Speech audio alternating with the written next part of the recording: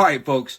So I'm having a hard time understanding why so many of you can't figure out what the disconnect is between Christians and Judeo-Christians.